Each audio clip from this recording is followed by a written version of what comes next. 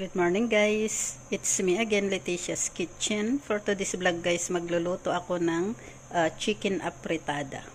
So ito yung aking ingredients. Nandito yung chicken, potato, carrots, garlic, and shallot. So mainit na yung ating kawali. I-fry ko muna yung ating potato.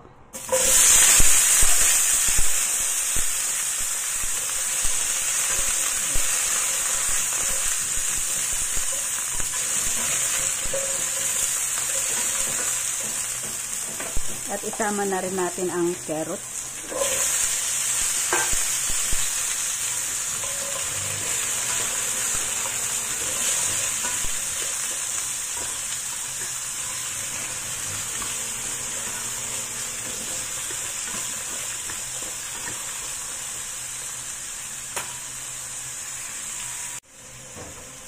So ito na guys, pwede na nating tanggalin muna ang ating potato at saka carrots.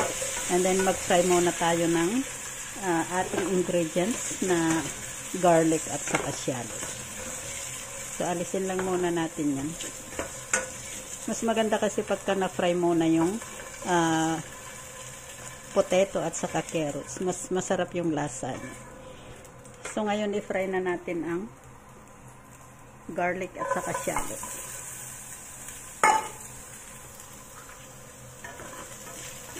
Ayan, fry natin yan hanggang sa maging brown at para lumabas yung aroma ng ating shallot at saka garlic. Ayan, naging brown na yung ating garlic at saka shallot. Pwede na natin ilagay ang chicken. Ayan yung ating chicken. I-fry lang din natin yan hanggang sa maging brown yung kulay ng chicken. At saka yung para maalis yung blood ng chicken. Kaya mas maganda pagka-fry lang muna natin.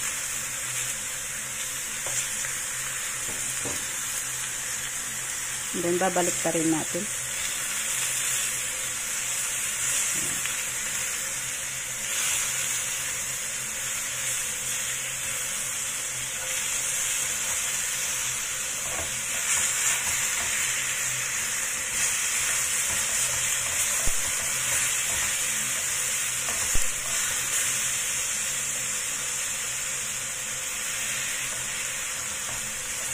Ang bango guys, gawa ng garlic at saka shallot.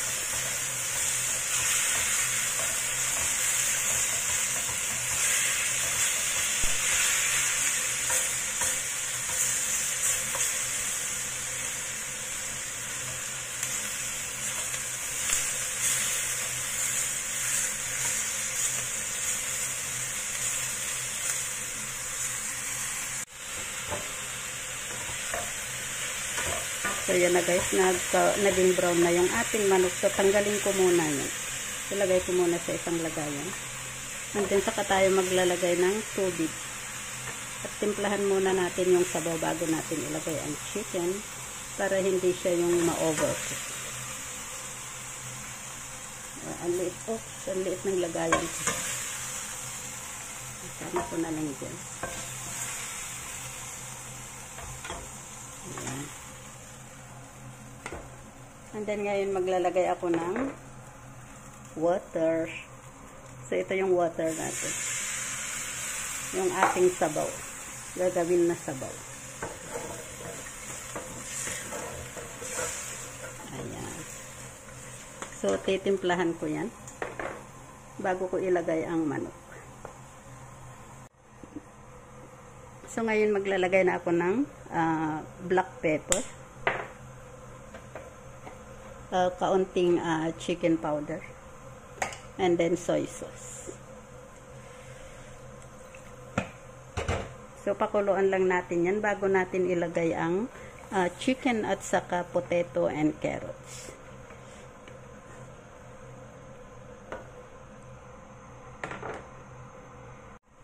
At maglalagay din ako ng rice wine. Ayan. Kasi yung rice wine ay yun yung nagpapasarap din sa lulutuin natin guys. Kasi yung aroma ng wine ay maganda. Maiba yung lasa. Ayan. So yan na guys, pwede nang kumulo na yung ating sabaw. So, ilagay na natin ang chicken. Ayan.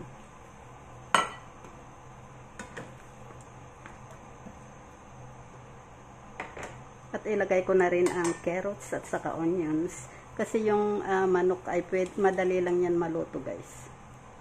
So, tamang-tama yung pag naluto na yung carrots ay ano rin, pwede nang sabay-sabay na yan maluto. Ayan. So, ngayon takpan lang natin. So, mga pakuluan lang natin yan ng mga 15 minutes. So, ngayon guys, buksan na natin. Ayan, ang ating chicken apretada. So, ngayon, maglalagay ako ng butter. Dito lang sa gilid, guys. I-milk lang natin yan. Ayan, ganyan ko lang i-milk. Bago natin ihalo. Ayan. Ayan yung butter. Kasi, kanina nakalimutan kong nilagay. So, ngayon, huli ko na lang naisip na yung butter pala. So, ayan guys. At ngayon maglalagay na rin ako ng tomato ketchup. So, ito yung gagamitin kong tomato ketchup. Ayan. Ayan. Then, haluin lang natin. Hindi pa yan luto guys. Pakuluan ulit natin. Hanggang sa less yung water, yung sabaw ng ating apretada.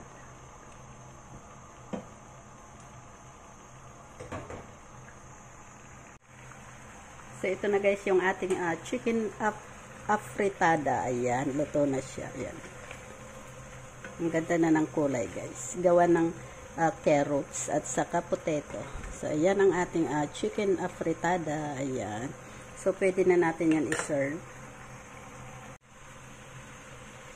So, ito na guys. Pwede na natin i-serve. Maglagay na tayo sa ating lagayan. Ayan. Lagay na natin sa serving plate natin. Wow. It smells good. At saka napakasarap nung ano niya. Yung amoy. Ang ganda ng amoy niya.